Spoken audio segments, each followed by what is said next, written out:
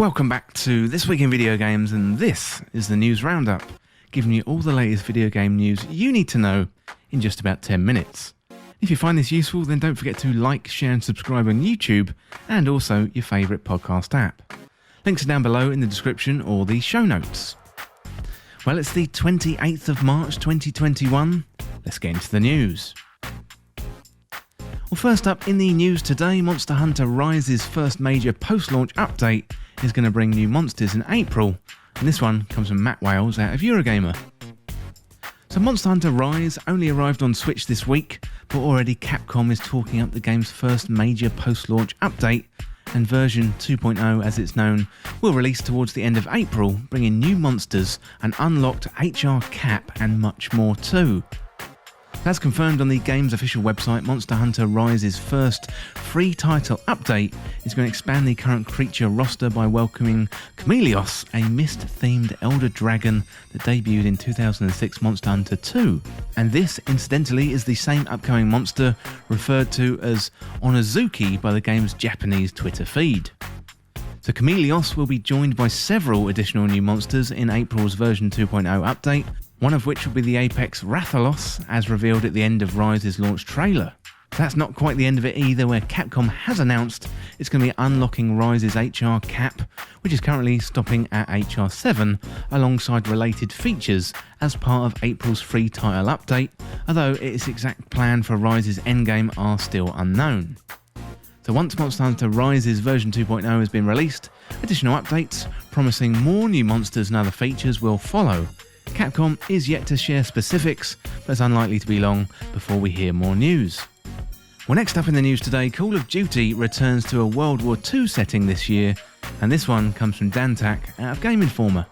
So Eurogamer has reported that Call of Duty is returning to a World War II setting this year for its annual release, with Sledgehammer at the helm, and Call of Duty skipped Sledgehammer in the annual studio cycle last year when Call of Duty Black Ops Cold War landed at Treyarch and Raven, with some assistance from Sledgehammer, as some degree of collaboration is not uncommon for the Call of Duty studios.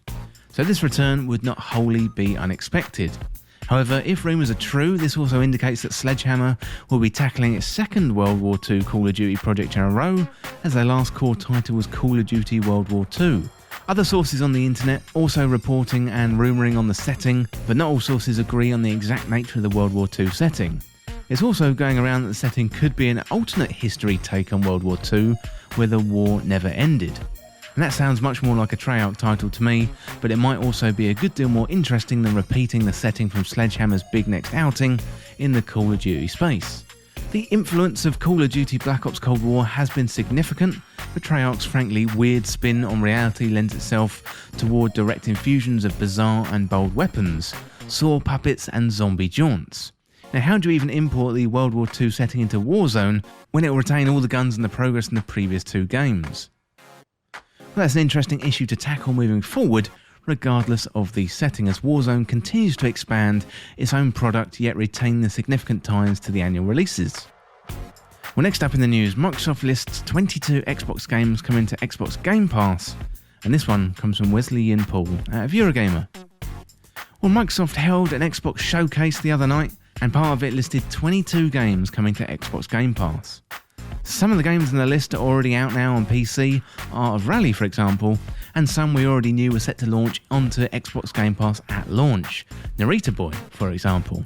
But there are 15 additions here, including the just announced Nobody Saves the World, so it's well worth shining a light on what's coming down the content pipeline.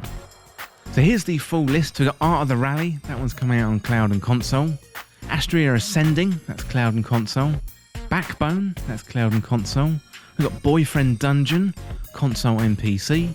Craftopia, that's console and PC. Dead Static Drive, that's console and PC.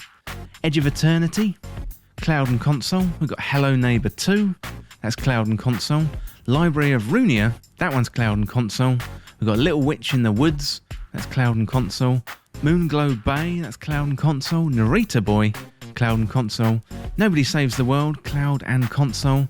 Omno, that's cloud and console. Recompile, cloud, console and PC. We've got Sable, that's console and PC. She Dreams Elsewhere, that's console and PC. Stalker 2, that's cloud and console. The Ascent, that's cloud, console and PC, and we've got Undungeon, that's cloud, console and PC, Way to the Woods, cloud and console, and The Wild at Heart, that one is coming to console. So personal highlights here are Art of the Rally, 1980s themed scroller Narita Boy, and Stalker 2, so there's loads of really good stuff there coming to Xbox Game Pass. Well, next up in the news, new Immortals Fenyx Rising DLC has launched, and this one comes from Jason Guisau out of Game Informer. So last year, an extensive Immortals Fenyx Rising trailer delved into the post-launch content that Ubisoft Quebec had been planning.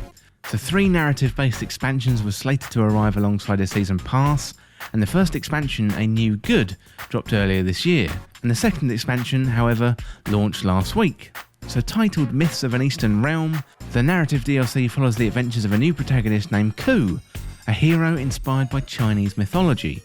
Ku must help the goddess Nuwa restore the fractured sky to preserve the natural balance of the world. Similar to the base game's loop, you have to defeat a legendary deity and a terrifying monster while completing a bevy of different puzzles, but to the backdrop of Chinese lore.